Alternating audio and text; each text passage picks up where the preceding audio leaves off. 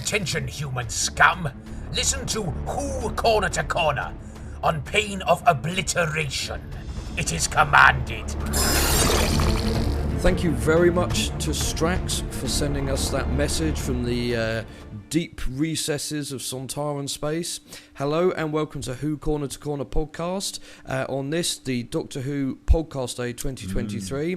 We're very excited to be a part of this exciting adventure. I'm not sure if that's the right word. Exciting. But I think use exciting. It's exciting twice excitement in one sentence. That's always a good thing. That gets us hits.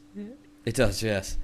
So my name is Jeff, and I'm one of the hosts of Who Corner to Corner podcast, and I'm joined by my good friend and co-host, Mr. Paul. That's me. Hi. How are you today?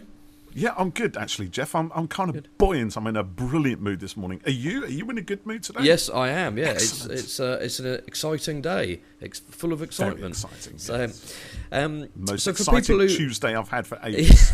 Yeah. By the way, I do this a lot, and I'm sorry, Jeff. I'm always interrupting. You're just about to go off on one, and then I'll just come in with something I just thought of. So that's a terrible habit, and I'm trying to stop. I'm seeking therapy right now.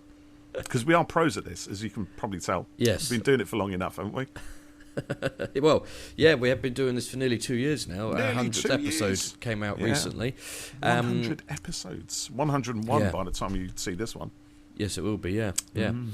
So for anyone listening who doesn't know who we are as a podcast, we explore the Whoniverse from corner to corner and beyond, and that involves us doing episode reviews for new episodes when they're on air, and rewatching old episodes, both New Who and Classic, and we often talk to other fans in our Meet the Whovians series, where we find out about how they discovered Doctor Who, their favourite stories, favourite doctors, times they've met doctors, their favourite merchandise, all sorts of things. So that's always great fun chatting with them. But we also talk with guests from the show as well, both in front of and behind the camera, don't we?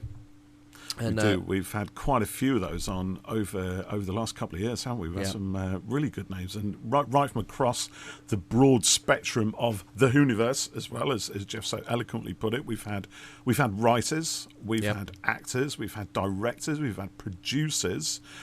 Costume designers, we've had Ray Holman on here.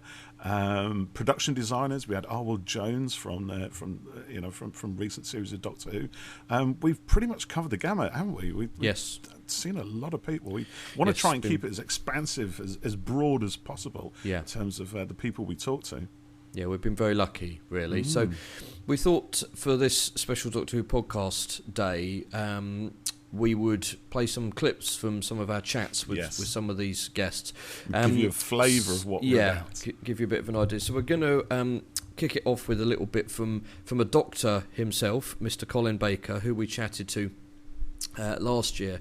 And we asked Colin at the time about the rumours of classic doctors appearing in The Power of the Doctor. He was so nutty. He was so nutty when he replied to that. 'Cause we were literally, a few days or a week away from it was about a week from The away, Power of the wasn't Doctor. it? Yeah. So nobody had seen it yet, and everything was obviously very, very tight, very hush-hush. We knew that Sophie Aldred, Ace, was coming in with Janet Fielding as Tegan. That was it. We knew that, and we were really excited to see them, but we had no idea at all that we were going to see previous Doctors. No. I mean, that was and he incredible. outright lied to us, didn't he? He outright lied to us. Listen to this. He hid it very well. We've got quite a few questions here for you, Colin. And, Good. So you have on our headed paper there. So our first question is: we're a few days away from Power of the Doctor going out, and we wondered what your thoughts and feelings were at this point. Well, I can't wait to see all these other people except me in it. All the rumours going round about who's in it. Yes, we've seen all of those. Yeah. Yes, all these companions. They're pulling the dregs out, aren't they? You've got doctors. Why get the minnows? That's what I say. Yes. Why didn't they bring you in, Colin? They absolutely should have done, huh? Not only this one, but all the other ones as well. Yes. Yeah. Or is that a ruse to throw us off the scent? Oh yeah. She's not in it at all. Me, but the prosthetics are amazing. You'd think it was her, but it's the blonde wig's working. Yeah, works well. Yeah. Well, not wearing it. Oh no, I wore it for quite a while, but I've stopped wearing it now. So, yes, Colin totally lied to us. And then when I was watching the episodes, I'm sure you did the same thing, Paul, a couple of days later. I basically leapt up and went, he lied, and pointed at the TV. Yeah, so that was the one reaction to that brilliant sequence in Power of the Doctor. Yeah. The only thing you're thinking about, forget about the wonder of all the Doctors appearing, it's just Colin. You lied to us, Colin! Yes. That's an actor's privilege, though, isn't it? So Colin talked to us about loads of different things. We really spent did. longer chatting to him than we were supposed to. And one of our favourite bits was him talking about his favoured type of shoe, and something that he took from the set of his time on Doctor Who. So we'll hand over to Colin for this. Yeah. So Hand of the Baskervilles, you're there, as we said, with Terry Malloy, who played your Davros to your Doctor, right? That must be a lot of fun. Yeah. My mate Tezza, I've worked with him in the theatre before. We did a panto in Norwich some years ago, and I've worked with him twice in Doctor Who. Once as Davros, and once he was playing a visible human being. Russell in Attack of the Cybermen, yeah. Very good. I'm impressed. Yeah. So it was nice to actually see and know him, and he's a good mate. He's provided me with many wonderful things in life. The first being Crocs. I said, "What are you wearing?" This was when we were doing the panto. He said, "Oh, they're so comfortable, Crocs." Crocs, the shoes. And he said, "Try them." And they are comfortable. From that day, I don't have another pair of shoes. All I have is Crocs. I get scorn, I get derision, and I get comfort. Doesn't matter. So, comfort's the important thing. Yeah, that's it. The big question is, will Sherlock Holmes be allowed to wear Crocs? Dun, dun, We have yet to find out. The other thing he gave me was technology. He was one of the first ones to have I knew that had an Apple iPhone and an iPad and all those things. And he said, you want to get these? I got them. So he's a trendsetter in Terry Malloy. Yeah. That seems quite fitting for Davros to have an iPhone and an iPad and stuff, doesn't it? You know, they could update his. Maybe Davros is rocking some Crocs underneath his Dalek. So I'm going to be thinking about that now. You know, Revelation of the Daleks is absolutely one of my top Dalek stories, and now the idea of Davros wearing Crocs as he shuffles around, spouting all his stuff, is just going to make me titter. I've still got his finger somewhere in this room. When I put Davros' finger, I found it. There it is. When his hand blew up, I don't even remember that bit. I do remember that bit. And when we started shooting again, I was rather naughty. I tried to be good, but I didn't always succeed. And my next line, I had Davros' finger stuck up my nose, as if it had blown there. And the director said, "Would you kindly not do that?" And I removed it. But after having been up my nose, they allowed me to keep it. They didn't want it back. No, it's like, So Colin is one of our favourite Doctors on screen, on audio, and I'm particularly a big fan of Sixie's Adventures at Big Finish with Mrs. Constance Clark and Flip Jackson. So we also recently spoke to Miranda Raisin, who plays Mrs. Constance Clark, and she was also Tallulah in the 10th Doctor Daleks in Manhattan two-parter episode some years ago. So Miranda was wonderful, and we had a really great time chatting with her. But Colin had told us about something that he had gifted her during one of their recording sessions, so we took the opportunity to ask Miranda about this, and this is what she said. Okay. But our first question is, how is Colin Baker's piano working out for you? Oh, great! We love it. It's brilliant, and it's we've got all his kids' old music books as well. Oh wow! So his grown-up daughters, and they've got kind of Lally loves, I don't know, whatever kind of they've written on them, and all the sort of grade ones. No, it's lovely, really lovely. The only there's a time in the morning. It's a bit like no, not before school. Yeah. Before school. But it's lovely. It's the coziest thing in the house. We've had to kind of the rest of the house just has to live up to it now. Oh, brilliant! Yeah. We spoke to Colin a little while ago, and he told us that you'd commandeered it from him. So we said, well, we're talking to you soon, so we'll make sure to ask. Well, I think it was of such sentimental value to him and to them. They just really wanted it to go to a home where there might be so now she will learn whether she wants to or not. She's forced by Who tradition. Yeah. So as I said, I'm quite a big fan of the Sixth Doctor and Mrs. Clark and Flip, and we also spoke to Lisa Greenwood, who plays Flip. Yeah. And she was lovely, wasn't she? Oh, She's been been fabulous. Yeah. She'd come out of COVID as well, a really bad sort of long COVID episode, isn't it? Where she'd opened been up very to us, she poorly. told us about her experience as well, which was really moving. Yes, and it's quite inspiring, really. But we asked her how she got into Big Finish, and she told us quite an amusing story about one of the first things that she did professionally after graduating at drama school, and then how it led to Big Finish, and kind of how that all progressed for her. So we'll hand over to Lisa and just say, don't take the drugs. Yeah. But yeah, my first, the first Big Finish job I ever did was one of my first acting jobs. Was it really? I'd never done really anything before. I did a government drugs campaign, which was weird. I did that one job where I was like, take the drugs. I don't know why I was. Take the drugs. Is it? Yeah. Inverse messaging. I thought it was going to be one of those say no to drugs. Yeah, no, say no. Take the drugs. Person. And I thought, I don't know what made people look like I could be that person. And there was the good person and the bad person. Yeah. And I was like, take the drugs. And the other person was like, don't take the drugs. I got it. Yeah. Yeah. And then obviously they went down the good path, which was the right thing to do. The right way, yeah. Yes. And then I got the call to go down to Big Finish, and I was really nervous. And the script came, and obviously because it's audio, it was the biggest thing I'd ever seen in my life. Yeah. Wow, yeah. But I didn't want to ask my agent if I just had to read my part or learn the whole thing. So me being a perfectionist, read all of it. I read all of it. I learned everyone's lines, the doctors. Oh my goodness! Everyone. Wow, I know. That's dedication. Yeah, I mean, a bit too much, if I'm going to say that. And it was great. It was great fun. We went down there. I was in booth 6. I remember being very nervous. Yeah. And there's a little hole in booth 6, and I could just about see. Well, where they serve you food through, is that all? The legendary Big Finish lunch. Yeah. You get a little bit of their lunch first. Yeah. Under the door. They lock you in. Record. To my left, I saw. To my left, I saw Maggie, and then to my right, I saw Colin. Yeah, Maggie Stables. And it was only a few lines. Maggie was lovely. Really, really kind and soft. And it was my first introduction to Big Finish. Yeah. Oh, wow.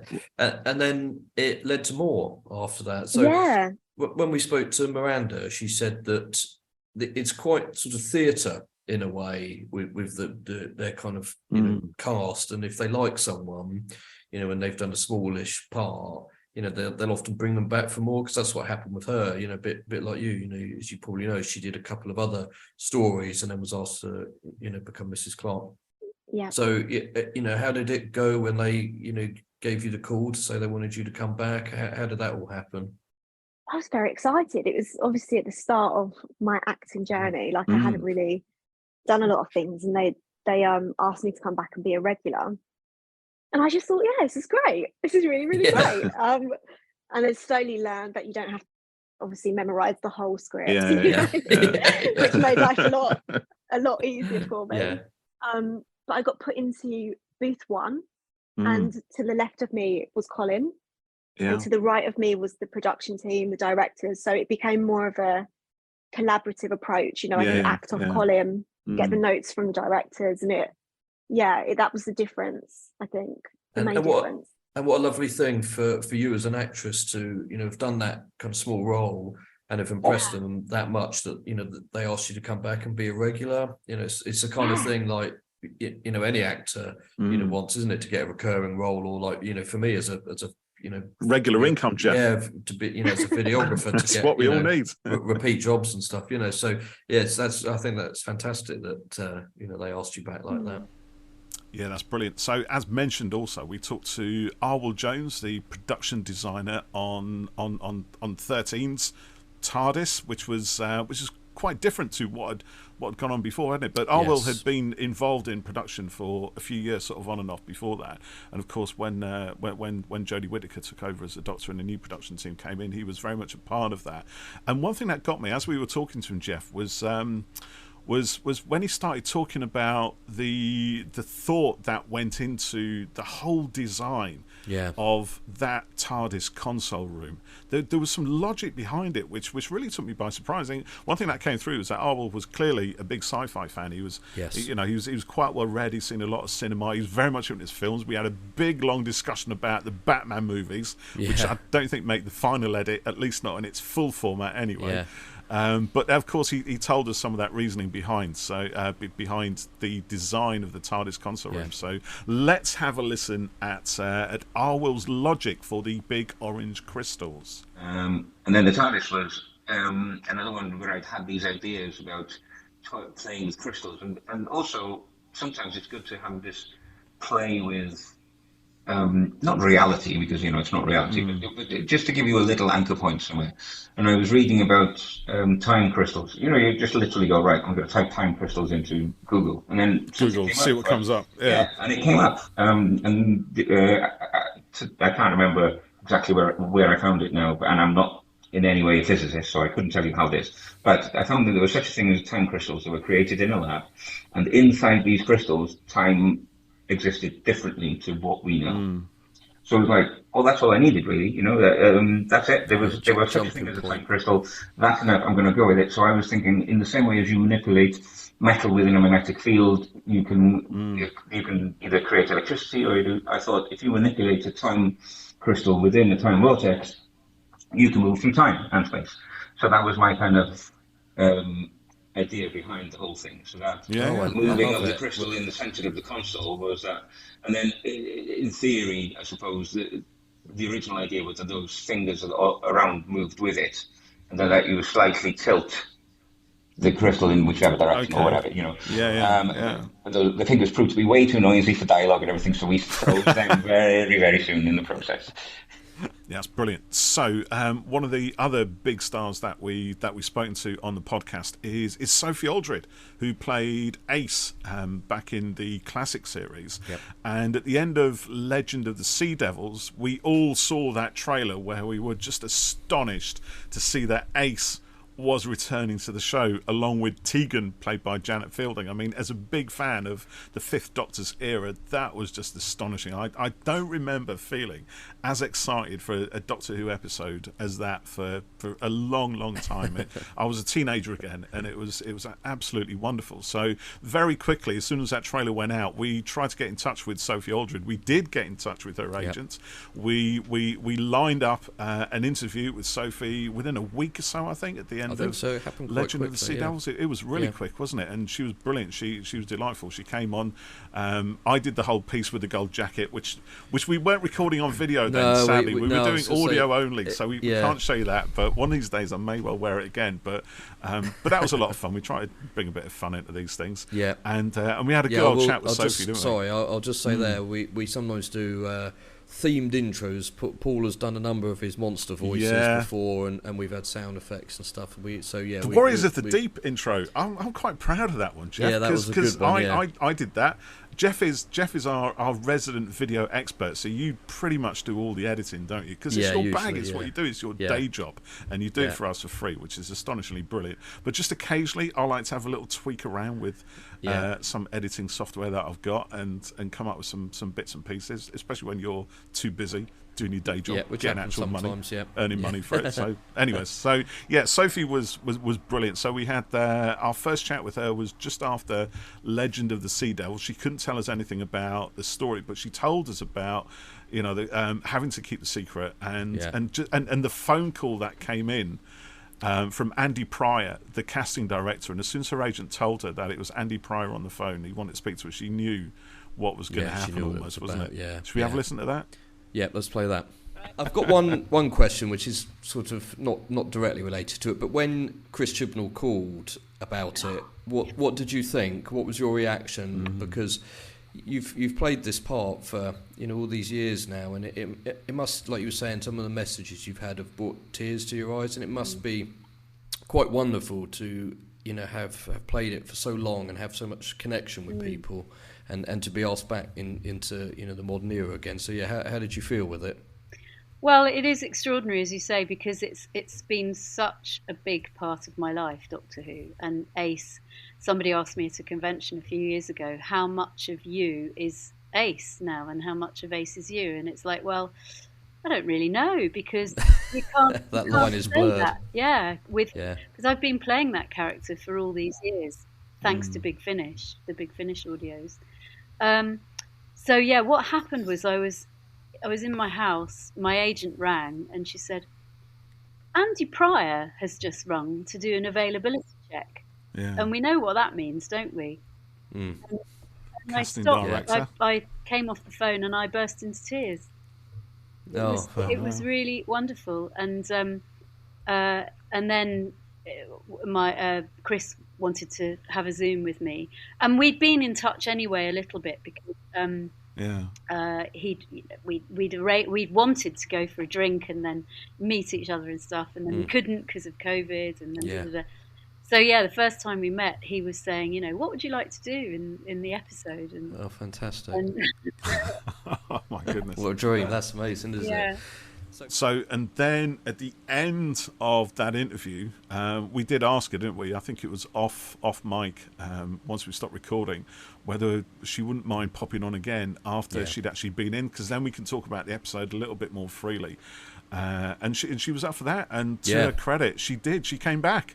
Yeah. She came back. So again, within a few days of watching the end of Power of the Doctor, we were able to interview Sophie and find out all about her experience of going back into actual Doctor Who for the first time in decades to film a brand new episode, reunited with Sylvester McCoy, the 7th Doctor, but obviously also the other Doctors as well. Yes. And there's a brilliant story where she told us about she was about to go home, she'd done her bit, and then she walked back through the studios onto the back lot where all the trailers are and discovered other Doctors getting ready for their big moments. And she couldn't go home then, could she? No, Let's have a listen. Could not leave. Absolutely. Definitely. So I went down, and Sylvester was obviously in his costume. And it was just so lovely, because there we were in the studio, standing like inches apart from each other with him in his costume.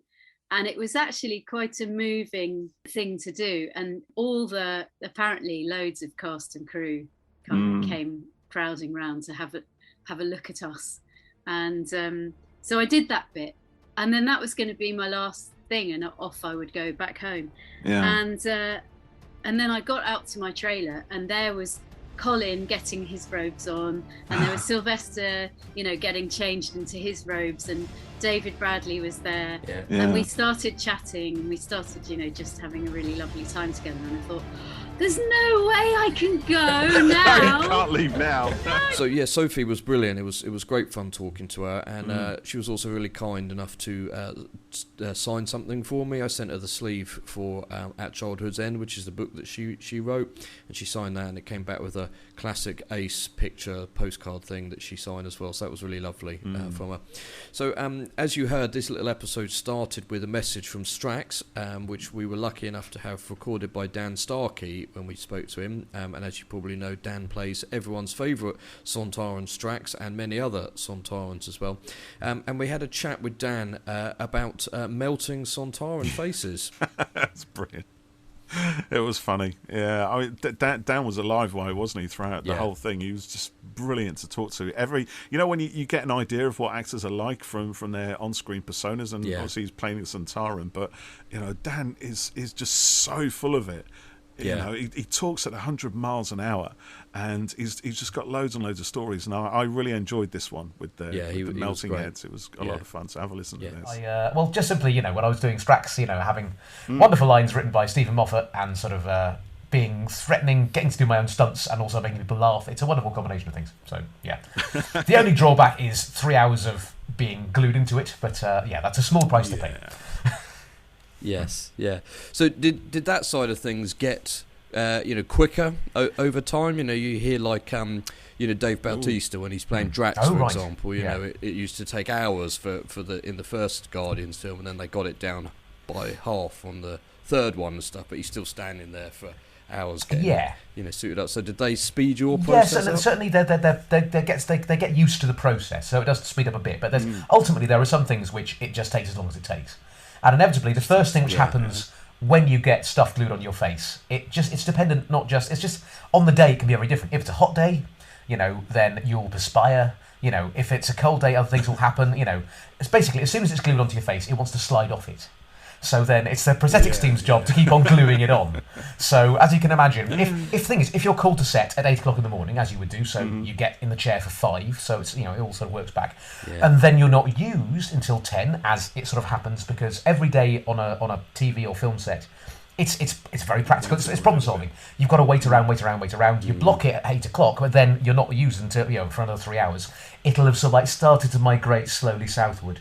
So so it's kind of it's a prolonged process, and then after lunch as well, they've got to do an entire repatch job. So it's kind of So you don't That image is giving me an idea for a story, some sort of Sontaran horror where the faces are... The final bit of the yes. Sontaran horror face. Readers of the Lost Sontaran Ark, yes. Yeah. So whilst we've been doing our podcast, like we said earlier, we've talked to other fans, which has been great. We've made some really good friendships with people from all over the world through our shared love of Doctor Who. So do check out the Meet the Whovian episodes that we've done. They've been a lot of fun. A lot of fun. Sometimes very chaotic. Sometimes, we sometimes we do them kind of one-on-one with people and then edit them all together. And then a couple of times we've had multiple people live in sort of Who Corner to Corner's chat show. We had one which was curated obviously by ourselves, but we had a guest curator on, didn't we? We did. John yes. O'Mathers, who plays Passenger. Yes. In Doctor Who Flux, and he was great as well. He was we really love Johnny. good. Yeah. We're going to have him back on again. Yes, we should. Because he's so funny and he's got so many stories to tell, and he's a brilliant character and a great mate. Yeah. Check out the episode with him as well. So we've been really lucky to talk to people, from all sorts of areas of the show. Recently we spoke to Stephen Gallagher, Keith Temple, and Phil Ford, who were the writers of various episodes and then recent Target novel adaptations of them as well. We've spoken to Darren Scott from SFX magazine. That was a lot of fun. That was a really good chat as well, wasn't it? Proper geek out. Really, yes, between the three of us. A lot of geeking the full out there, 2 hours as well we put on that podcast. I think that was our Darren longest was one, like, wasn't "You're it? not going to put the whole 2 hours out, are you?" Yes, because it's easy. We are, Don't have to edit it then. But it was 2 hours of absolute fun and frolics. It was a good old chat. It was really good, yeah. And we've also spoken to Beth Chalmers, Lisa McMullin, who are Big Finish writers and actors. We've spoken to Lauren Cornelius, who does Big Finish as well. Azir Salim, who was a director on Flux. We spoke to Pete Levy, who was the producer on Flux. We've spoken to Ella Road, who wrote Legend of the Sea Devils. That's a really good one for any Tasman fans out there. That's a must listen. Chris Chapman, who is involved with a lot of the special features on the collection sets. Blu-rays, Kevin McNally, who was in Flux. Sam Sproul, who played Swarm. We've done loads of people. And Bhavnisha Palmer as well, who played Sonia Khan. And don't forget Ray Holman, the first celebrity guest. Ray was one of the first big names we had. Who actually was talking there about Wolf, which is now on TV, isn't it? It's finally seen the light of day, this project that you couldn't tell us too much about back then. It's almost 2 years ago. Well, pushing 2 years ago, yeah. We started this in October 21. Yeah, just before Flux was airing, yeah. And we spoke to Ray pretty soon after we started. About February, I think, wasn't it? Yeah. And we managed to do an episode every week, really. Yeah. So this episode here, which is part of Doctor Who Podcast Day, is a sort of bonus episode, because normally we release at 6 p.m. on a Sunday. But this DWPD event is to celebrate the history, community and creativity within Doctor Who podcasting for creators like ourselves and listeners alike. There's a lot of Doctor Who podcasts out there. They're all brilliant. Some of them, focus on the books, don't they?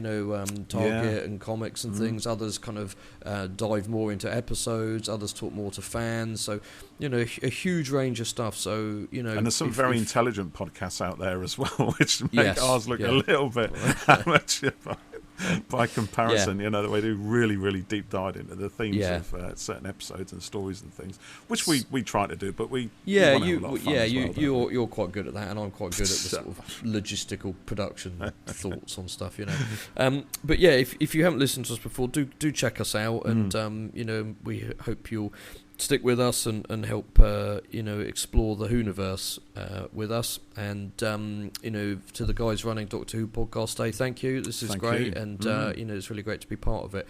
So that's it for this special episode, and we'll be back on Sunday this week with an episode rewatch commentary for the Ninth Doctor Adventure Boomtown. Yes, a lot of fun. So tune in for that, and stick with us, and we'll see you in the Whoniverse very soon. See you then. Bye for now. Take care. Bye.